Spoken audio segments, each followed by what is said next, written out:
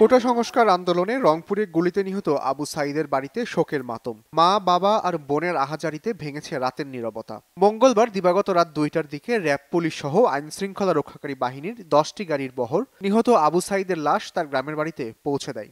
আমার ভাইয়ের এত কষ্ট করে কি হলো, এত পড়ালেখা করি হলো, ভালো ছাত্র পেলে এমনি চাকরি হয়, আন্দোলন করবে না গুছুকে, মরবে না গুছুকে।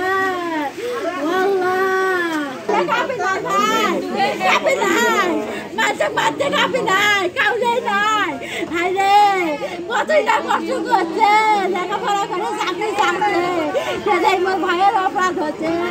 হাই রে, চাকরি করবে না।